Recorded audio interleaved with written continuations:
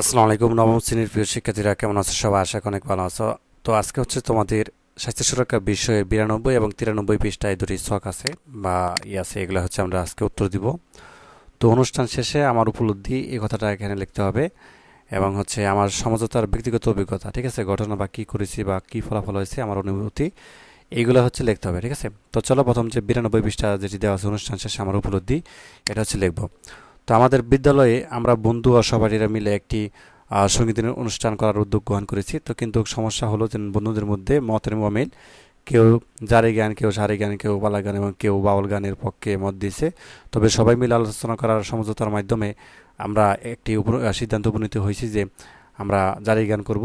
একটি দলীয় অনুষ্ঠানের বা যাই করি না কেন আমাদের সব বিষয়ে ইতিবাচক দৃষ্টিভঙ্গি থাকা দরকার, ঠিক আছে।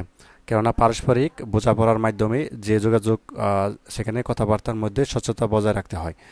রাখতে হয় এই পর্যন্ত কথাটুকু তুমি হচ্ছে এখানে লিখে দিবে, আর বেশি লেখার দরকার নেই। তো তারপর হচ্ছে আমরা 93 পৃষ্ঠায় যাব। সেখানে হচ্ছে আমার সমঝোতার ব্যক্তিগত অভিজ্ঞতা, ঠিক আছে, ঘটনা কি করেছি, কি ফলাফল হয়েছে, আমার অনুভূতি, এই কথাগুলো হচ্ছে আমরা এখন দেখবো, ঠিক আছে। তো তোমাদেরকে আনসারটা দেখাই আমি। তো আনসারটা হচ্ছে আমরা এভাবে দিতে পারি, খেয়াল করো এখানে। তো ঘটনা দিতে পারি যে কি, সহপাঠীর সাথে দুজনের খাতা পরিবর্তন নিয়ে দ্বন্দ্ব। কি করেছি, আমি বুঝতে পেরেছি খাতা পরিবর্তন হয়েছে, তাই যার খাতা সে বুঝে নিয়েছে। কি ফলাফল হয়েছে, দুজনের মধ্যে যে দ্বন্দ্ব সৃষ্টি হয়েছে তা কেটে গেছে। আমার অনুভূতি কি, যখন আমি আমার খাতা ফেরত পেয়েছি এবং বন্ধুকে একথা বোঝাতে পেরেছি আমার ভালো লেগেছে। আর মায়ের সাথে টাকা চাওয়া নিয়ে, তো ঘটনা কি, আমি বন্ধুর সাথে পিকনিকে যাওয়ার জন্য মায়ের কাছে চেয়েছি। আর কি হয়েছে, আমাকে বন্ধুদের সাথে ভ্রমণ যাওয়ার জন্য প্রথমে আপত্তি করলেও পরে রাজি হয়েছে এবং টাকা দিয়েছে। মা টাকা দেওয়ার পর আমার খুব ভালো লেগেছে। আর বোনের সাথে ইলিশ মাছের মাথা খাওয়া নিয়ে দ্বন্দ্ব।